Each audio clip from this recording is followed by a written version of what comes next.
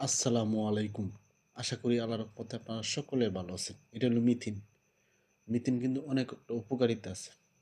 যারা দুর্বল, শরীর ক্লান্ত লাগে, শরীর নিঃশক্তি লাগে, শরীর শক্তি কমে গেছে, তারা খাবেন। শরীর শক্তি বাড়াবে, সহজে শক্তি বৃদ্ধি করতে পারবেন। আর কখনো দুর্বলতা লাগবে না। যেসব পুরুষ ভাইরা দুর্বল অনুভব করেন, শরীর শক্তি বাড়াতে চান, তারা মিথিন খাবেন, শরীর শক্তি বাড়াতে পারবেন।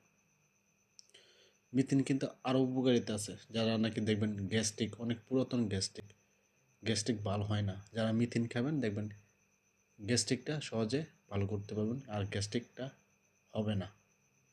এবং মিথিন খেলে চুল পড়া বন্ধ হয়, চুলের গোড়া শক্ত মজবুত হয়। মিথিন কিন্তু আরও উপকারিতা আছে, যেরকম অনেকে দেখবেন শরীরে ফ্যাট চর্বি বেশি, শরীর স্বাস্থ্য বেশি, মিথিন খাবেন দেখবেন যে স্বাস্থ্যটা আস্তে আস্তে স্লিম হবে, স্বাস্থ্য কমবো আর অতিরিক্ত চর্বিটা কমে আসবে। মিথিন কিন্তু শরীরের সৌন্দর্য বৃদ্ধি করে, স্কিনের ব্রাইটনেস উজ্জ্বলতা বাড়ে। মিথিনটা কি সারা বছর খাওয়া যায়?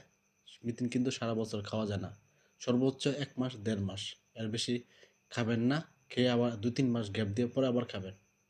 একটানা মিথিন খাওয়া যায় না, সর্বোচ্চ 1 মাস খাবেন, 1 মাস খায় 2 মাস 3 মাস গ্যাপ দিয়ে পরে আবার খাবেন।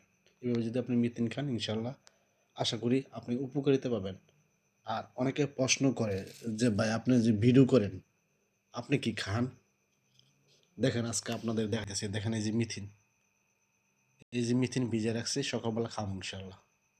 আপনারা খাবেন, উপকার পাবেন।